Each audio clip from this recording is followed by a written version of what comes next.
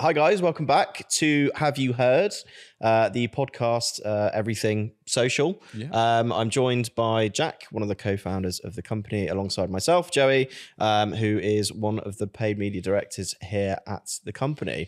And today we're going to be talking about everything international. Yes, we are indeed. Lots to talk about, I think, on this one. Always a topic, I guess, with clients. As often, we start with them in the UK, but they get to a point where they want to keep growing. They want more. Yeah. They want more. So I think it's always one of those, isn't it? Like you expand into your existing market, and then as humans are, we always want to progress and do better. So yeah, international frequently comes up, and I know, Joe, you've got a few clients that have a lot of international activity, not just the UK or Europe, but even further afield from that as well. So when clients are first thinking, or brands are first thinking, we've penetrated the UK market pretty well. We're happy with the progression. We can see that growth continuing, but we want to set up in different countries. Yeah. What should they be first thinking about in those sort of like early stages? I think first priority, moving outside of the operational side of things, because I think initially when you're looking international, that's probably one of the things you need to think about. Because if you've got, shipping rates that are extortionate, there's just no point going international because people just aren't going to pay that much to ship over. So once you've got all your operational stuff out the way, I think the first thing you need to think of is, and it's like when you're setting up a business in the UK or wherever you are based around the world, is making sure you've got your core website that's operational and working across all the territories.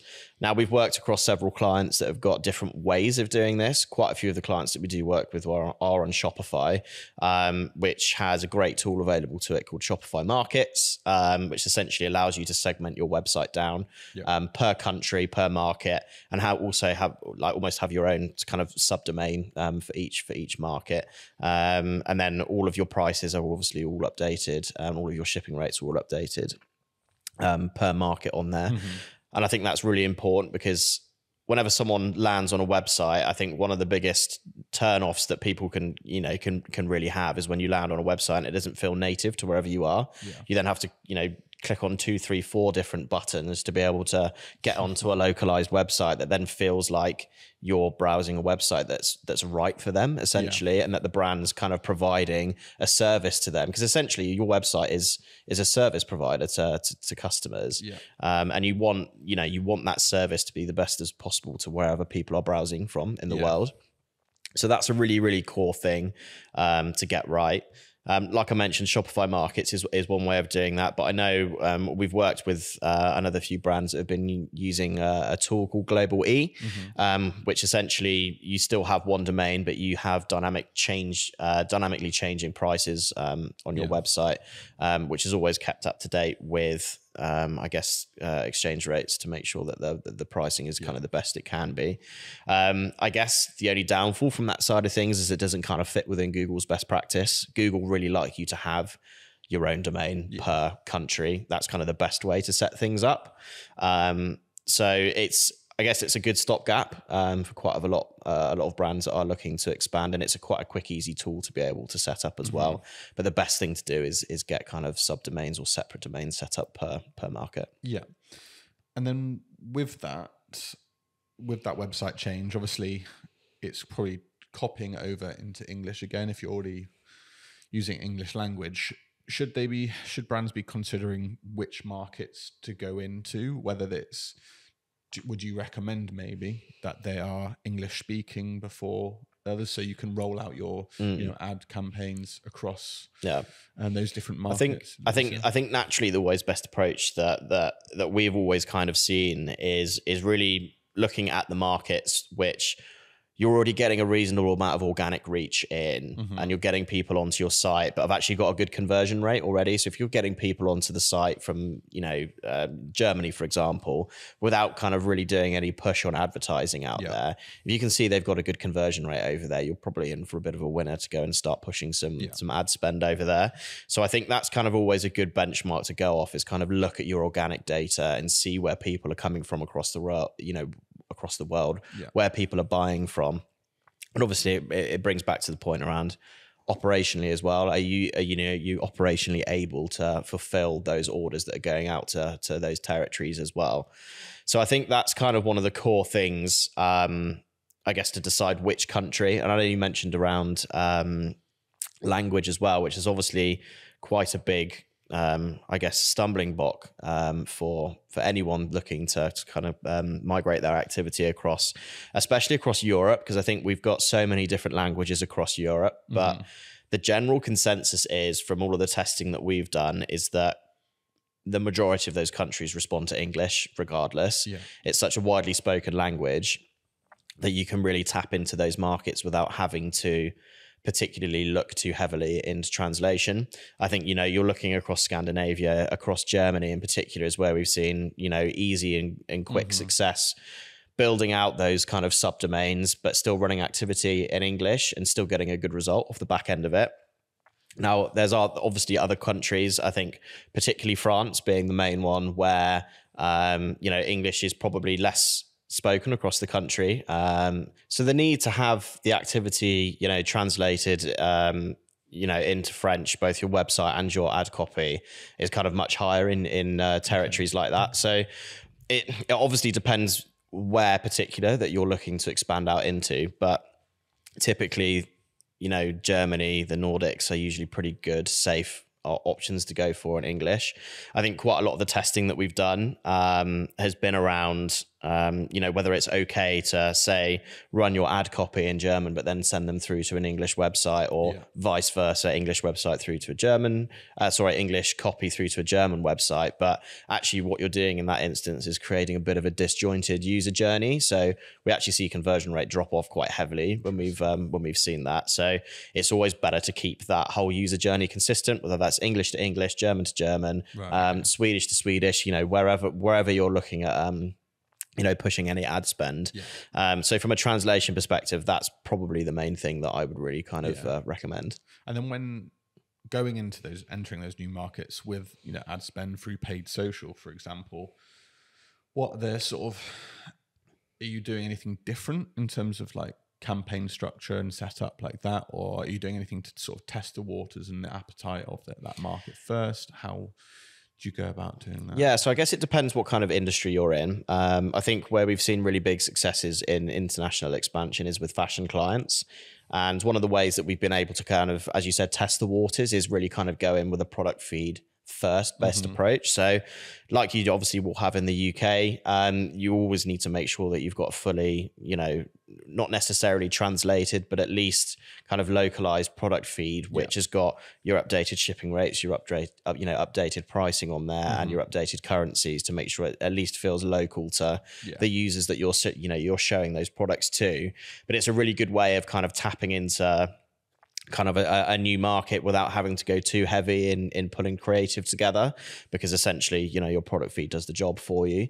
And the way that we've kind of seen the success for that is from a prospecting perspective, using dynamic ads for broad audiences across Meta, and then from a retargeting perspective, just using dynamic retargeting. And if we can see success from like a product-led approach, we can see there's an appetite for the type of products that we're pushing in those particular markets. And then we can start selling the brand in a bit more with kind of a bit more top middle of the funnel activity with some more bespoke creative that's kind of been generated for that particular market. So that's kind of the way we kind of phase it up and build it off the back of that. Now we kind of use a similar approach on the Google side of things as well. So one thing that we'll do is jump in with a performance max campaign just to see, again, what the appetite is, where we can see, that we're getting traction. And then we can start building out the other elements as well, looking at dynamic search, looking at manual search, and really kind of creating that full funnel structure. And then I guess past that point, creative is, like you said, and translation, like having everything fully localized, I guess, even from like a creative point of view. There's definitely some that will perform both in the UK and elsewhere, but different countries, react and respond to different pieces of creative. I think in my opinion, one of the easier ways to get going with localized creative is to use localized creators or, micro influencers. It doesn't always have to be, speaking to camera about that product, but that style, that, look and feel.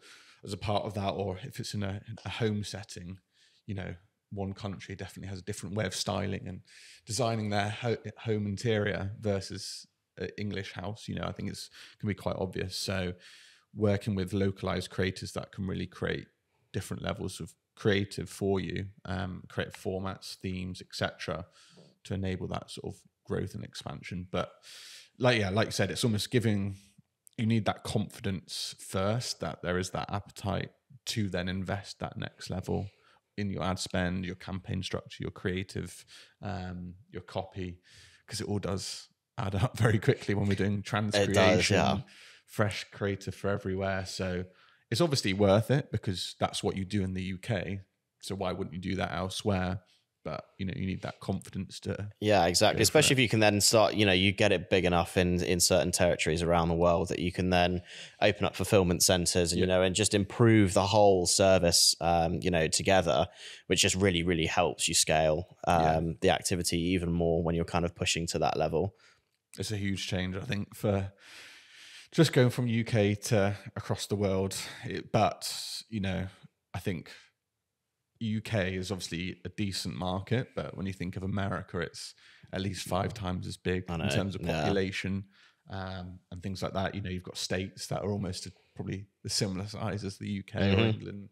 So the ability to scale across different countries can transform businesses. And I know we've seen it with sort of clients. You can see that doubling of growth year on year still as you go.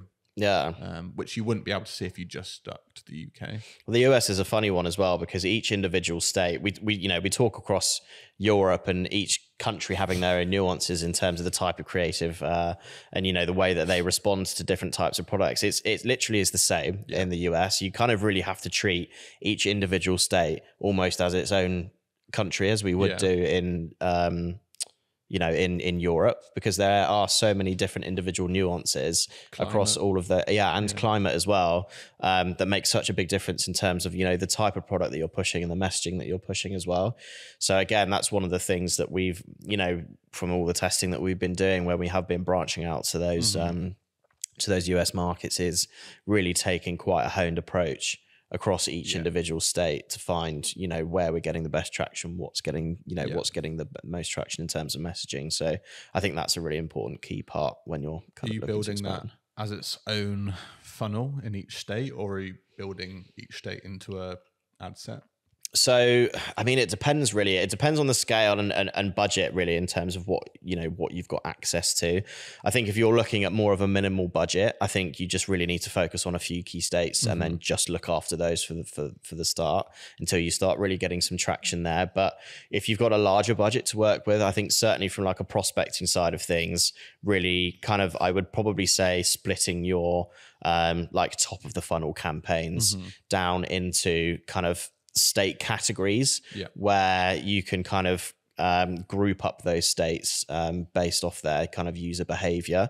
And then with our kind of normal middle and bottom of the funnel side of things, you can be generally a little bit broader with that because, you know, they've already engaged with the brand at that point. They're kind of, you know, potentially already on board at that stage. So we can be a bit, you know, broader with the targeting that we're using from that side of things. But yeah, trying to capture those people, you know, those users at the different states that they're in is, you know, really important, and segmenting the kind of those groups together. I know one thing that always wildly changes, not only in states, but countries, is like CPMs. So even though your like metrics of what you're used to in the UK is going to look so different, you have to like almost throw that out the window. Yeah, exactly. Have something. Particularly in the US. I mean, CPMs in the US are like 3-4 times the price of what they are here. Especially like New York, California, Florida. New York and California are the kind of, I mean, California particularly is very expensive to advertise in. So yeah, again, it's all considerations you have to take. So, and you know, doing your research in those markets is obviously really important before you start kind of moving across to, you know, look at your CPMs, look at what you're benchmarking against to understand that, you know, you might be paying more per user, but then actually at the end of the day, potentially someone from California might be spending higher over you anyway. So you kind of have to balance that out anyway with kind of, you know, your ad spend and your return on ad spend. That you're I think that's why the blended ROAS model works so well. Yeah. Because you can see the incremental like uplift in revenue change by investing in new countries or states, and see the difference that level of ad spend has made on that particular location, rather than just going, oh my God, the CPM is just £25 per 1,000 impressions, and this is never going to work. But actually looking at the pure like revenue, and certainly within those early days as well, because you might not initially see it in platform in terms of the traction that's being gained, but actually having a look at it from a blended and holistic model, you can really see the uptick in terms of performance that you're getting. And we've had it with other clients before where we've moved into new markets, and in platform it doesn't look particularly good, but when you look at the growth and the increase in revenue that you've seen from a total site side of things from that particular market, you can see a massive uptick. So something's working over there, particularly if that's the only advertising that you're doing out there. So that's we use that model kind of across the board really, in the UK and internationally, so just because it works so well. And is there any final notes to the sort of international scaling bits? Final notes for international. I guess it's just don't be scared of it. I think quite a lot of companies are potentially scared. It's quite a lot of change that you have to take on board when moving across to new territories. But just don't be scared of it, because any company that's done well in the UK, I think, has the potential to do well in other markets, because if you've got a product and service that works, then it's going to work at least somewhere else across the world, not just in the UK. So I think you just got to bite the bullet and go for it. And don't worry if it doesn't work initially. Because it does take time to build up a brand in a new country. It's like starting a new brand afresh. You've just got to persevere. Perfect. Well, thanks very much, Joey, the conversation today, and thanks very much for everyone listening along. Please make sure to subscribe wherever you are, whether it's YouTube or any of the audio podcast platforms as well, and we'll be making sure to bring some more along soon. Thank you very much.